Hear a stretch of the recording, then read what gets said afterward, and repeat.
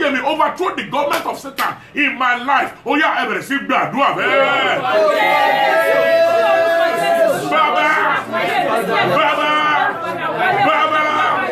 Bàbá, mo ṣílẹ̀kùn ayé mi sílẹ̀. Ó yá wọlé.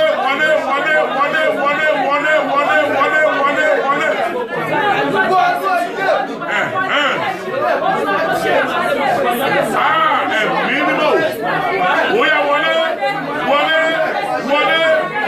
Dúà lórúkọ Jésù Olúwa wa. Ẹ̀yin èèyàn Ọlọ́run, ẹ̀mí Olúwa pe àdúrà kan fún mi. Especially, I want to beg you. I am begging you now. Don't miss this prayer. Don't miss this prayer. Ẹ̀mí Olúwa ló pè fún mi. Gbogbo àwọn ọ̀rẹ́ tàjọ rìn tó ń tilẹ̀kùn mọ́ ayé mi. Olúwa lé wọn dànù. Olúwa pé wa níyà. Ó dàgbọ́ ṣe kí ni? Ó pín wa níyà. Gbogbo àwọn tí mo pè ní ọ̀rẹ́ tàjọ rìn tí ìrìn àjò ayé wọn àti ọwọ́ wọn àti ìrìn ayé wọn tó ń dènà eré ayé mi. Olúwa pé wa níyà, bá mi lé wọn dànù. Ó yá ẹ bẹ̀rẹ̀ sí gbàdúrà bẹ́ẹ̀. Oh, don't joke with it. Don't joke with this prayer. Open your mouth and pray. Gbogbo àwọn olùbárìn mi, àwọn ọ̀rẹ́ tàjọ rìn. Fi ìrìn ayé mi lọ́wọ́. Olúwa pé wa níyà. Pé wa níyà.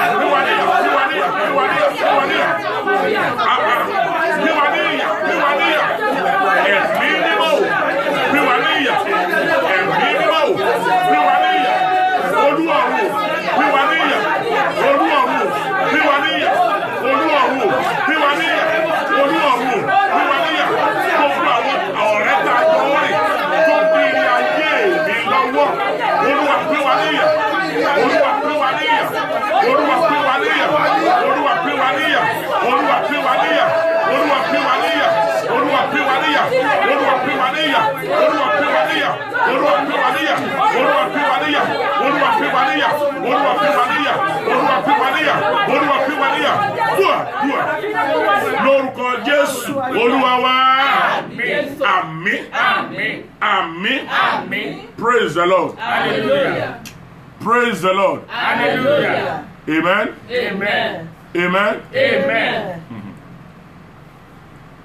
Tí ènìyàn bá mọ ohun tó ń ṣe láyé, tó bá mọ tó yẹ kó o yà sí, tó bá mọ ẹni tó yẹ kó o bá rìn, ìgbé ayé rẹ kò ní pẹ́ nítumọ̀. Téèyàn bá ń bó lórí burúkú rìn, ó máa ń ya olórí burúkú ni o. Tí ènìyàn bá sì ń bá olórí rere rìn, irú ènìyàn bẹ́ẹ̀ a máa ya olórí rere, torí pé oríire máa ń ràn yàn ni. Kọ́kọ́rọ́ ilẹ̀kùn mi tó sọnù, Ọlọ́run bá mi wá jáde. Kí ni mo wí yẹn? Yes. Kọ́kọ́rọ́ ilẹ̀kùn ayé mi tó bọ́ dànù, kọ́kọ́rọ́ ilẹ̀kùn ayé mi tó wà ní ọwọ́ ọ̀tá ilé wa, Ọlọ́run wá jáde fún mi. Ó yá ẹ bẹ̀rẹ̀ sí gbàdúrà bẹ́ẹ̀.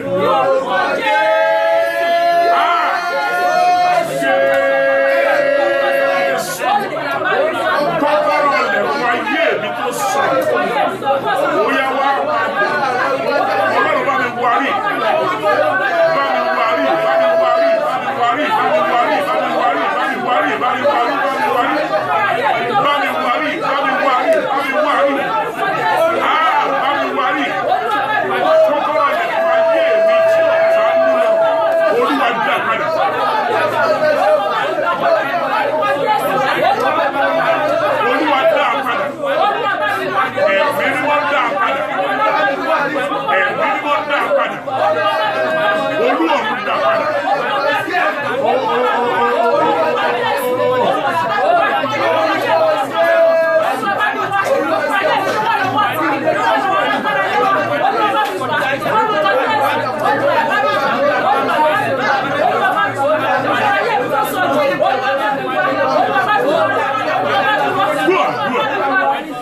Lórúkọ Jésù Olúwa wa.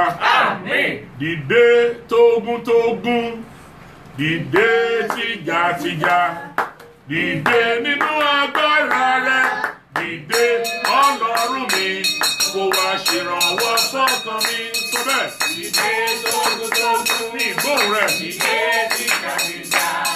Dìde nínú agbára, dìde Ọlọ́run mi, tó wá ṣèrànwọ́ fọ́kàn mi. Dìde tógúntógún, dìde tìjàtìjà, dìde nínú agbára, dìde Ọlọ́run mi, tó wá ṣèrànwọ́ fọ́kàn mi. Dìde tógúntógún, dìde tìjàtìjà, dìde nínú agbára, dìde Ọlọ́run mi, tó wá ṣèrànwọ́ fọ́kàn mi. Bàbá wá ṣèrànwọ́ fọ́kàn mi. Bàbá wá ṣèrànwọ́ fọ́kàn mi. Bàbá wá ṣèrànwọ́ fọ́kàn mi. Bàbá wá ṣèrànwọ́ fọ́kàn mi.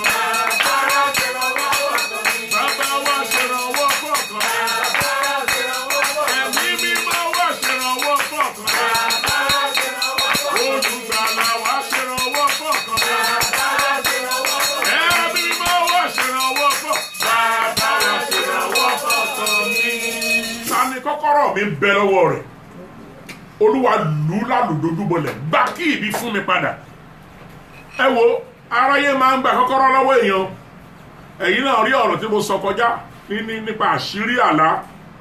Nípa àṣírí àlá, àwọn èèyàn yé pè mí pé ẹ sọ́ dìwé, iṣẹ́ ti bẹ̀rẹ̀ lórí ẹ̀. Praise the Lord. Hallelujah. Amen. Ta ló gba kọ́kọ́rọ́ mi? Ẹ sọ bẹ́ẹ̀ kí n gbọ́. Ta ló gba kọ́kọ́rọ́ mi? Olúwa lù ú ní àlùbọ́lẹ̀. Gba kọ́kọ́rọ́ mi padà fún mi. Bóyá ẹ bẹ̀rẹ̀ sí gbàdúrà bẹ́ẹ̀. Ó ta ló gba kọ́kọ́rọ́ ayé mi?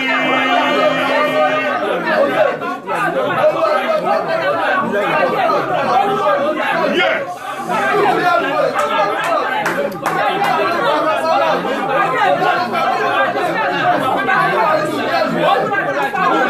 Ẹ̀mí Olúwa, ta ló bá kọ́kọ́rọ́ ayé àwọn ènìyàn yìí?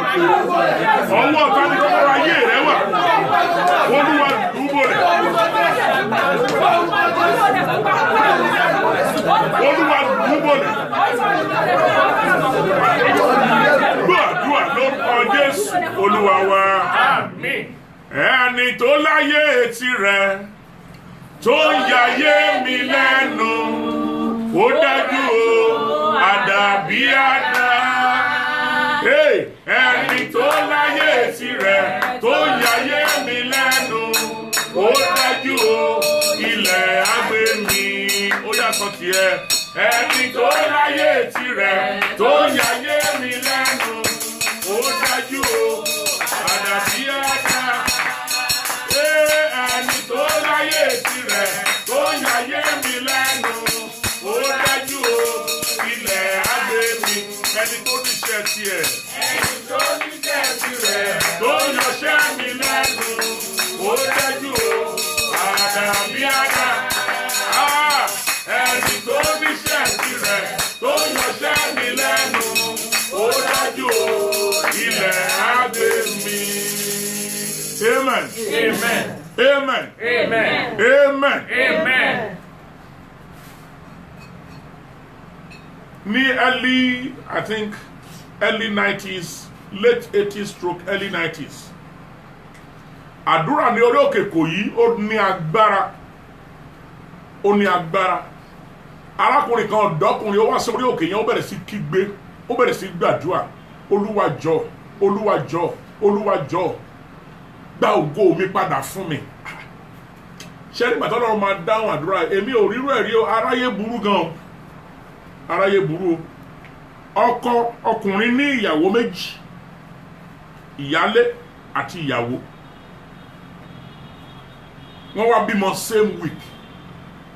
Wọ́n kàn fọjọ́ kan yàtọ̀, wọ́n bá bímọ, ìyálé bímọ, ìyàwó bímọ. Táwọn èèyàn bá ti wá kí wọn, ẹ ǹlẹ́ o, ẹ báríkà wá wọ yàrá ẹni yìí, wọ́n á kí. Wọ́n wọ yàrá ẹni kejì náà, wọ́n á kí. Wọ́n á dẹ̀ fún wọn lówó. Lẹ́nìkan nínú wọn wá wò pé ẹ kí ẹ gbọ́. Wọ́n bá ti fọ́mọ̀ òní 50 naira. Wọ́n máa fọ́mọ̀ ènìyàn ní 100 naira. Kí ló ṣẹlẹ̀? Ó dẹ̀ bẹ̀rẹ̀ sí ṣàkíyèsí. Ó ń ṣàkíyèsí. Ẹnìyàn ò dẹ̀ mọ̀ pé ẹnìkejì ń ṣọ́ òun. Tó bá ti wá kí wọn tó bá ti lọ, òun náà lọ pé mọ́mí ẹ pẹ̀lẹ́ kó àlejò. Á ní ṣé wọ́n ta ọmọ lọ́rẹ̀? Á ní oyè báyìí náà fọ́mọ̀ òun. Ẹnìyàn náà dákẹ́, kò sì mọ̀ pé ó wà ní ni. Ó wá gbéra, ó lọ sílé babaláwo. Ó ní ẹ gbọ́, ọmọ òun àtọmọ ìkejì òun nǹkan kan wà ẹ bá òun wádìí ẹ̀ nígbà tó máa wádìí wọ́n ní ẹni tí a fi ògo gbogbo ìdílé yín rẹ̀ tó máa fa gbogbo àtàwọn ẹ̀gbọ́n tó bá láyé ni o àtàwọn tí wọ́n ó bí lẹ́yìn tí ẹ o àti bàbá àti ìyá yín o ẹni tó máa fa ògo yín sókè òun ni ọmọ ẹnìkejì ẹ ó ní òun ló máa fa ògo wọn sókè ó ní bàbá ohun tó bá na yín ni kẹ́ ná ó lóun fẹ́ kẹ́ gba ògo yẹn fọ́mọ òun kẹ́ dá tẹ ọmọ òun kẹ́ dá padà fẹ́ nìyẹn ẹ rò pé múvì ni kì í ṣe múvì kì í ṣe fíìmù wọ́n dẹ̀ pé oníṣòwò tó ń ṣolú bí wọ́n sí olóhùn mọ́bẹ̀ ó ní wọ́n ṣe tìra báyìí ní olóhùn mọ́bẹ̀ tó mọ ọmọ wọ́n dẹ̀ pé àyájọ́ wọ́n dẹ̀ pé olóbi yẹn wọ́n pè jáde wọ́n dẹ̀ pààrọ̀ ògo àwọn ọmọ méjèèjì ẹni ń tẹ̀síwájú ó ṣe parí skul báyìí ló ń lọ ní gbogbo ẹnì kejì dẹ̀ ń ṣe ẹrú ẹlẹgbẹ́ rẹ̀ ṣùgbọ́n ní orí òkè yẹn lọ́jọ́ yẹn nígbà tí àdúrà lé tárákùnrin ṣubú rẹ̀ Ọlọ́run mú lọ síbi tó sin olóbi wọn sí ó pé ògo rẹ̀ padà ó gba ògo rẹ̀ padà ó dá ògo háàfù tẹ̀lé tó ní ó dá padà sórí rẹ̀ òun dẹ̀ já wálẹ̀ níbi tó wà ẹni dẹ̀ bẹ̀rẹ̀ sí ṣe rere ǹjẹ́ ẹ lè gbàdúrà oh my God hallelujah hallelujah. ta ni kọ́kọ́rọ́ mi wà lọ́wọ́ rẹ̀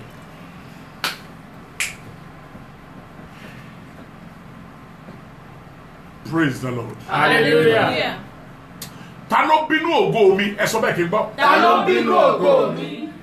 tó pààrọ̀ ògo ayé mi. tó pààrọ̀ ògo ayé mi. Olúwa rán àrá sẹ́ni náà. Olúwa rán àrá sẹ́ni náà. tó bá ti gbà wàá máa pe ògo yẹn ògo mi máa bọ̀ máa bọ̀ máa bọ̀ máa bọ̀ máa bọ̀ máa bọ̀ máa bọ̀ máa bọ̀ ó yá ẹ bẹ̀rẹ̀ sí gbàdúrà bẹ́ẹ̀.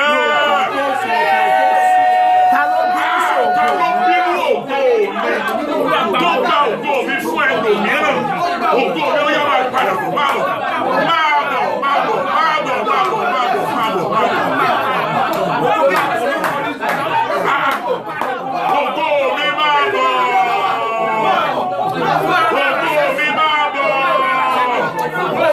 Ògo mi máa bọ̀. Ògo mi máa bọ̀. Ògo mi máa bọ̀. Máa bọ̀. Máa bọ̀. Máa bọ̀. Máa bọ̀. Máa bọ̀. Máa bọ̀. Máa bọ̀. Máa bọ̀. Dúà lórúkọ Jésù Olúwa wa. Àmín. Níbo ni ògo mi ti fara pa? Ṣé lè sọ̀rọ̀? Níbo ni ògo ọmọ mi ti farapa? Níbo ni ògo ọkọ mi ti farapa? Wòlíì Johnson Adéníjì sọ ọ̀rọ̀ kan ó ní wọ́n ń wẹ ọmọ yẹn wọ́n bí wọ́n tuntun agbẹ̀bí tó gbẹ̀bí rẹ̀ náà ló ń wẹ̀ ọmọ yẹn wá ń kígbe lálálálálálálálálá ó dá ń kígbe kí ló ṣẹlẹ̀ gbogbo yẹn rò pé normal ó ṣe ń kígbe yẹn ìránṣẹ́ Ọlọ́run kan bá wọlé ló bá ní màmá ẹ dáwọ́ dúró ẹ dáwọ́ dúró ẹ dáwọ́ dúró ẹ gbọ́mọ yẹn lọ́wọ́ ẹ̀ àwọn yẹn wò pé ó náà ṣe máa gbọ́ ọmọ lọ́wọ́ àgbẹ̀bí ẹ gbọ́mọ yẹn wọ́n ṣe gbà anyway ọwọ́ Ọlọ́run wá wà lára wá bẹ̀ sí ká ó ní nínú ògo méje tó mú wáyé olóhùn ti wẹ márùn dànù ẹni tó gbẹ̀bí ọmọ ó ní nínú ògo méje tó bá wáyé olóhùn ti wẹ méjì ẹ márùn kúrò olókùn méjì ó lọ máa mánéjì ẹ náà àṣírí náà bá tú mo ń wá àwọn tó lè fi ìtara gbàdúrà Olúwa lọ jà bí ológun ẹ sọ bẹ́ẹ̀ kí n gbọ́. Olúwa lọ jà bí ológun. Ibi tí ògo ayé mi rìn dé. Ibi tí ògo ayé mi rìn dé. Lọ fi ogun gbà padà wá fún mi. Ó yá ẹ bẹ̀rẹ̀ sí gbàdúrà bẹ́ẹ̀. Ìyá yìí ò máa gbàdúrà kẹ́. Ibi tí ògo ayé mi rìn dé. Olúwa lọ fi ogun gbà padà. Lọ jà bí ológun. Lọ́jà bí ológun, lọ́jà bí ológun, lọ́jà bí ológun, dìde fún ọjà bí ológun. Gbá ògo mi padà, gbá ògo mi padà, gbá ògo mi padà, gbá ògo mi padà, gbá ògo mi padà. Ẹ̀mí mímọ́.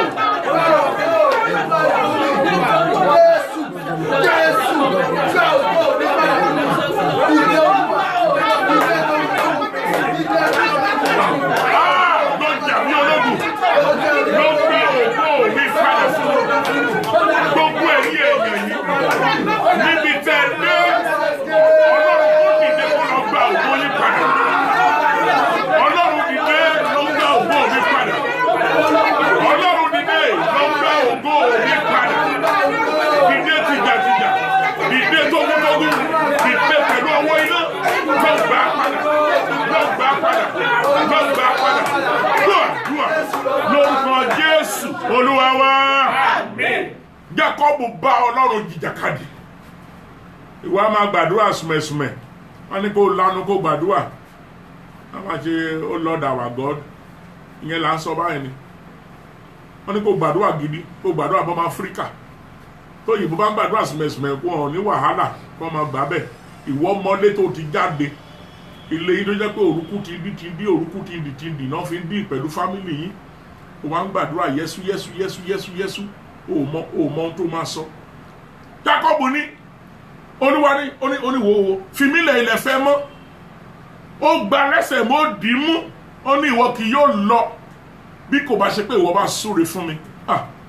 Ó ní wo oòrùn mà gbúdọ̀ là bá mi ní lórí ilẹ̀ ayé orí èyí àjókè mẹ́.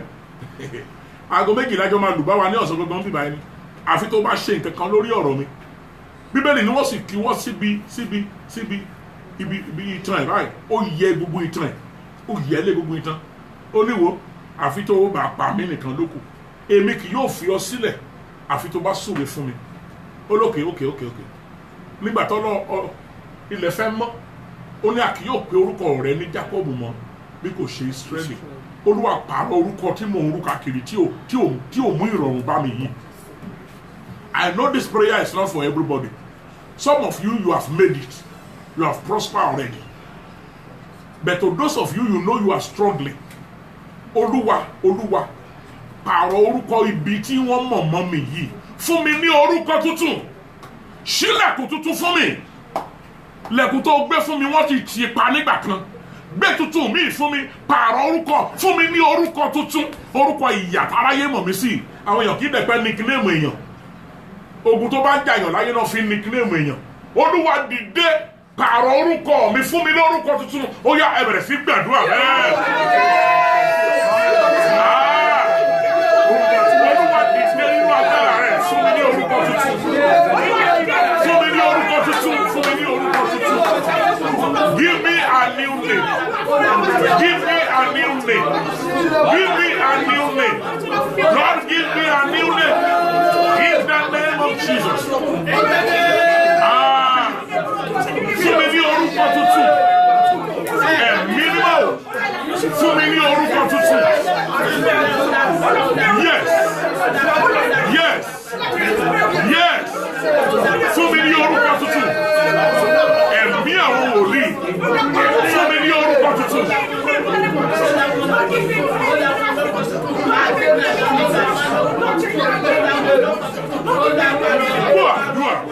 Lórúkọ Jésù Olúwa wa.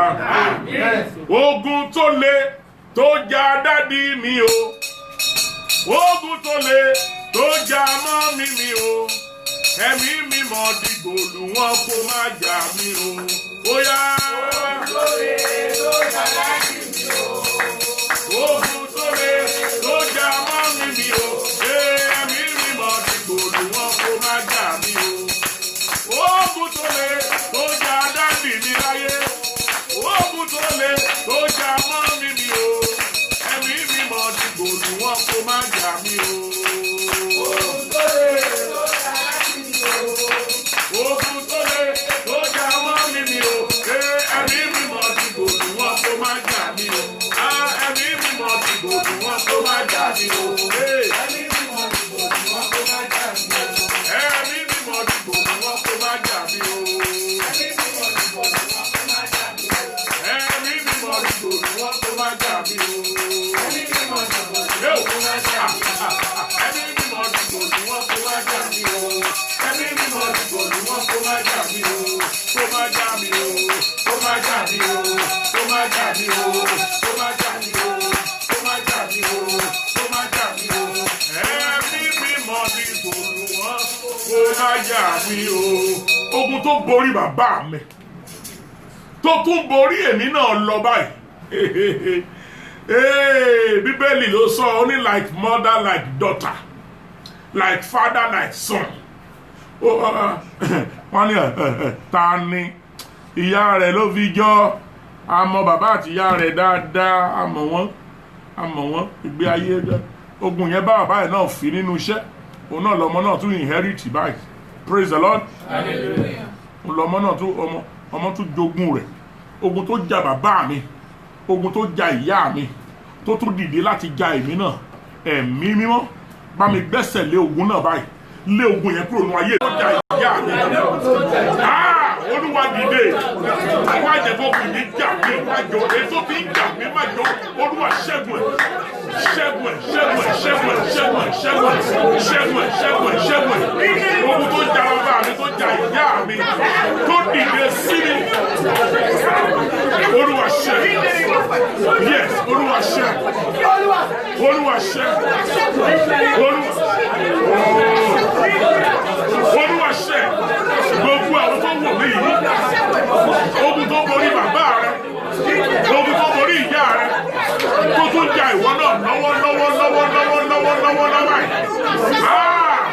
ogun yẹn parẹ́ lónìí in the name of Jesus ogun yẹn parẹ́ lónìí yes ogun náà parẹ́ lónìí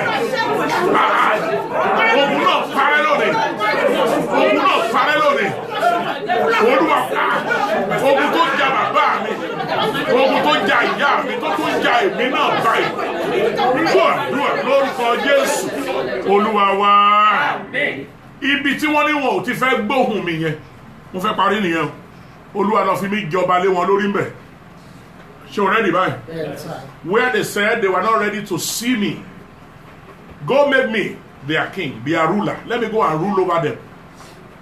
They said they don't want to see me. They said I can't be nobody in life. Let me go and rule over them. Kí n lọ jọba lé wọn lórí àwọn tó sọ pé mi ní ẹnu mi ò ní gba ọ̀rọ̀ tí wọ́n ní wọn fẹ́ gbóhùn mi. Ẹ rántí inú Bíbélì. Ẹ rántí inú ìwọ wá jọba nílé wa bí.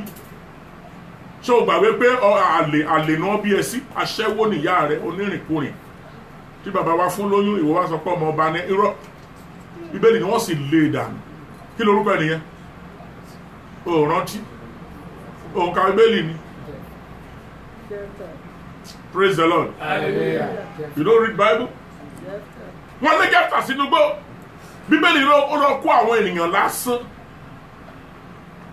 ó lọ jókòó sí ilẹ̀ Tóbù ó kó àwọn èèyàn lásán area boys ó ń rùlù lé wọn lórí ṣùgbọ́n lọ́jọ́ kan sà tí bá ti sọ̀rọ̀ ẹ̀tọ́ máa pé àdúrà kan tó bá dẹ̀ lè gbá yẹ́ sì fi ètò àkọ́kọ́ yẹn lẹ̀ náà máa pè lè praise the Lord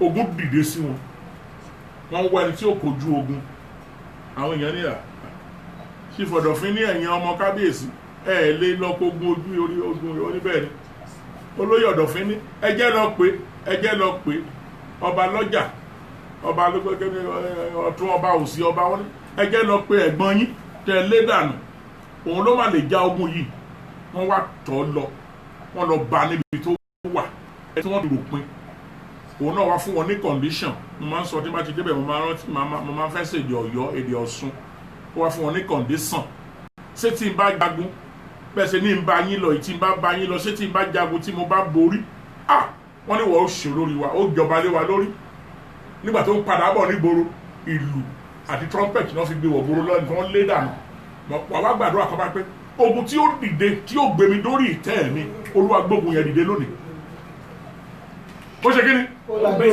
ogun tó máa dìde tá gbé mi lọ sí orí ìtẹ́ mi.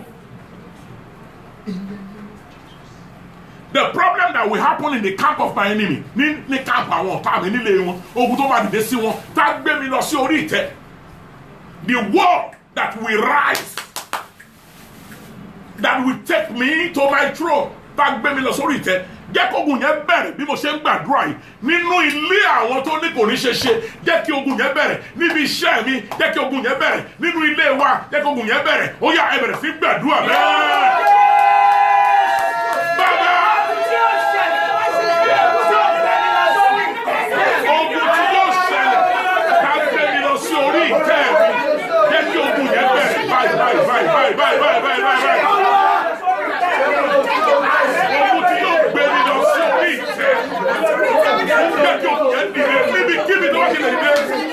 Olúwa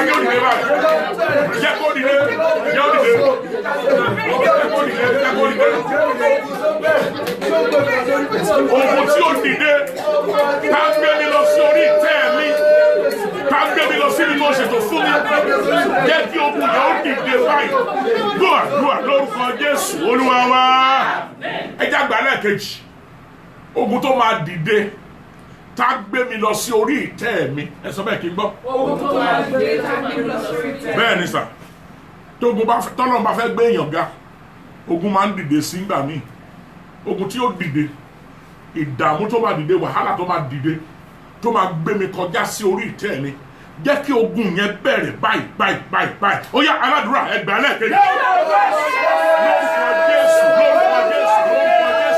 ogun tí ó dìde tí ó gbé mi lọ sí orí ìtẹ́ mi jẹ́ kí ogun náà ó dìde báyìí jẹ́ kí ogun náà ó dìde báyìí ogun tí yóò dìde tí yóò gbé mi lọ sí orí ìtẹ́ mi Ọlọ́run jẹ́ kí ogun yóò dìde báyìí ogun náà ó dìde ogun tó máa gbé mi lọ sí ibi gíga yóò gbé mi lọ sí ààyè tó ṣètò fún mi Olúwa dìde ogun náà báyìí ní àárín àwọn ọ̀tá mi ní àárín àwọn tó ní kò ní ṣe ṣe kọjá síbẹ̀ ní ogun náà gbọ́ àdúrà ní orúkọ Jésù Kristi Olúwa wa ẹ ṣe àmì dáadáa Olúwa jẹ́ kí n fi ayọ̀ parí July yìí jẹ́ kí n fi ẹ̀rí parí July yìí jẹ́ kí July tó jẹ́ oṣù testimony nínú ayé mi jẹ́ kí ẹnu mi gba ọ̀rọ̀ ní July jẹ́ kí n ní ìròyìn ayọ̀ ní July yìí ó yá ẹ bẹ̀rẹ̀ sí gbàdúrà bẹ́ẹ̀ bàbá jẹ́ kí ẹnu mi gba ọ̀rọ̀ ní oṣù keje yìí in the name of Jesus in the name of Jesus in the name of Jesus in the name of Jesus jẹ́ kí ẹnu mi kó gba ọ̀rọ̀ nínú oṣù July jẹ́ kí ẹnu mi kó gba ọ̀rọ̀ nínú oṣù July Olúwa jẹ́ kí ẹnu mi gba ọ̀rọ̀ ṣe ìyanu nínú ayé mi ṣílẹ̀kùn àìtàsé sílẹ̀ fún mi ṣílẹ̀kùn ojú rere sílẹ̀ fún mi jẹ́ kó jẹ́ oṣù July kó jẹ́ oṣù ẹ̀rí kó jẹ́ oṣù orin fún mi dùà lórúkọ Jésù Kristi Olúwa wa ẹ gbé omi yín ẹ já gbàdúrà sí i.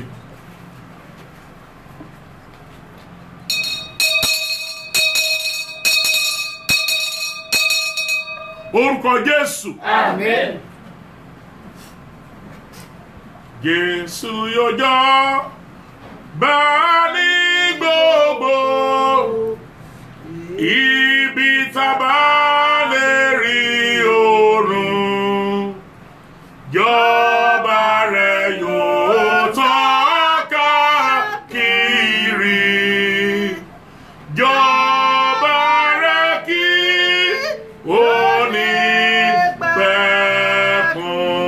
orúkọ Jésù. Àmín. Lẹ̀kùn rẹ tó gbé kalẹ̀ síwájú wa ọwọ́ tó lòun ó ti pa Olúwa gé dànù. Àmín. Ok gbogbo ẹ̀yin tí yóò fi gbàgbọ́ ṣe àmì méje yìí ọwọ́ tó lòun yóò tilẹ̀kùn ire ayé rẹ pa idà Olúwa ó yá gé dànù. Àmín. Lórúkọ Jésù. Nínú oṣù July bí Olúwa ti ń bẹ bí ẹ̀mí rẹ̀ ti ń bẹ àtẹ̀mí àtẹ̀yìn a ó ní ẹ̀rí rere. Àtẹ̀mí àtẹ̀yìn a ó kọrin titun. Ibi tí wọ́n náà ní dé yẹn ògo tí wọ́n ní kò ní dé yẹn lórúkọ Jésù Olúwa gbé wá wọ́n rẹ̀. Omi yìí Olúwa yà sí rẹ̀. Agbára Olúwa wọnú rẹ̀. Ẹ̀mí Olúwa wọnú rẹ̀. Àṣẹ Olúwa wọnú rẹ̀. Ẹ̀jẹ̀ Jésù wọnú omi yìí lọ. Ó ṣiṣẹ́ àmì àtiṣe ìyanu. Ògo ni fọ́lọ́run lókè ọ̀run. Ní orúkọ ńlá Jésù Kristi Olúwa wa. Àmín lórúkọ Jésù. Praise the Lord. Hallelujah. Amen. Amen. Adúpẹ́ lọ́wọ́ Ọlọ́run tó tún fún wa lórí ọ̀fẹ́ láti rí àṣálẹ́ yìí ní ayọ̀ àti àlàáfíà. Ní agbára Ọlọ́run ní ọ̀la Wednesday, ọ̀la Friday, ní ọ̀la Friday, a ó tún pàdé bí Olúwa ti ń bẹ bí ẹ̀mí rẹ̀ ti ń bẹ a tún pàdé ní ọ̀la Friday pẹ̀lú ohun tó Olúwa bá tún fi ránṣẹ́ sí wa. Má fa owó àdúrà sẹ́yìn o. má fa ọwọ́ àdúrà sẹ́yìn rárá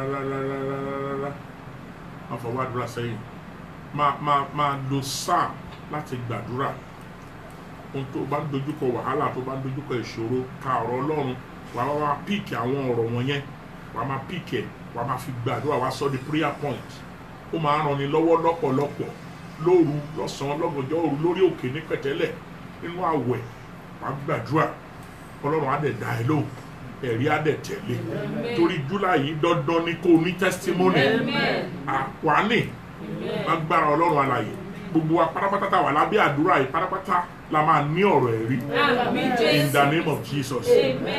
Well, I just have to say this.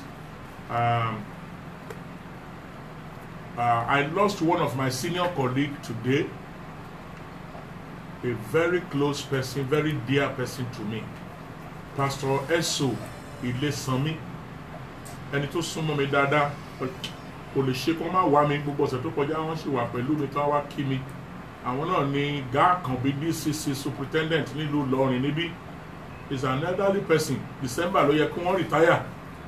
Ìyẹn náà plan fún gbogbo àjọ múra pé bàbá labátijọ́ sọ̀rọ̀ pé ẹ fẹ́ lọ náà báyìí o ẹ fẹ́ lọ ẹ̀yin náà lọ máa sinmi ẹ̀yin náà lọ máa wá gbádá láì mọ̀ pé ìsinmi tí ọ̀dọ̀ Ọlọ́run òun ni yóò dé bá bàbá òun ni yóò dé bá wọn olùfẹ́ gbogbo ènìyàn akíkanjú ni bàbá yẹn tẹ́ bá mọ̀ wọn if you know him very agile lè mọ̀ pé 75 years ni bàbá yẹn ọjọ́ tó sọ ọmọ ojú ẹ̀ tó lóun máa retire this year àmútú lọ wò wọ́n pé bàbá you don't look 60. You don't look 60 at all. Ṣùgbọ́n ó yí Ọlọ́run kò sí nǹkan tá a lè ṣe bó ti dùn wá tó. Mo ń lọ àkóyè láti kí màmá àti gbogbo àwọn ọmọ bàbá wa Eso Ilesanmi àti gbogbo Gàkànbí DCC nílùú Ìlọrin. Bákan náà ni mo lọ àkóyè láti kí bàbá wa President Christ Apostolic Church kó wọ́n kó ara fẹ́ra kó bàbá Ilesanmi àti bàbá wa Eso Ọládélé CAC General Superintendent.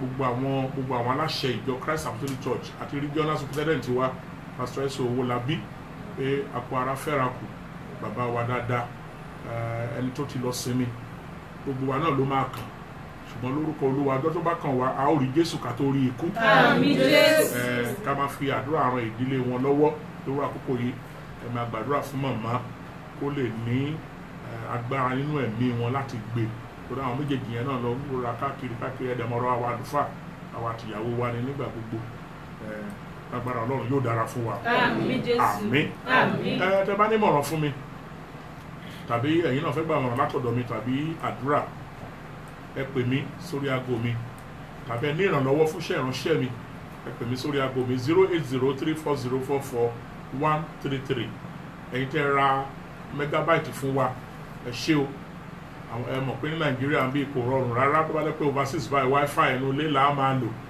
òun là á máa lò ṣùgbọ́n ní Nàìjíríà ń bí tá bá ti lè lo 1 hour báyìí 3,000 naira ti lọ nìyẹn fà ó ti lọ ṣùgbọ́n adúpẹ́ fún ẹ̀yin tí Ọlọ́run ń lò fún wa lójoojúmọ́ wọn á gbàdúrà pé lórúkọ Olúwa kò ní rẹ̀ yín o ẹ pè wá ẹ ránṣẹ́ wa lọ́wọ́ bẹ́ẹ̀ bá ṣe ń gbádùn Kristi Olúwa tó nínú ayé wa lágbára Ọlọ́run síwájú sí Ọlọ́run á sì máa ràn wá lọ́wọ́ láti ṣe ìfẹ́ rẹ̀ ògo ni fọ́lọ́run lókè ọ̀run oore ọ̀fẹ́ Jésù Kristi Olúwa wa ìfẹ́ Ọlọ́run Bàbá tí Ọmọ tí Ẹ̀mí Mọ́ kó wà pẹ̀lú wa láé àti láéláé àmín àmín àmín lórúkọ Jésù hallelujah ńlá méje sí Olúwa hallelujah hallelujah hallelujah hallelujah hallelujah hallelujah hallelujah ẹ̀yin Olúwa lógo.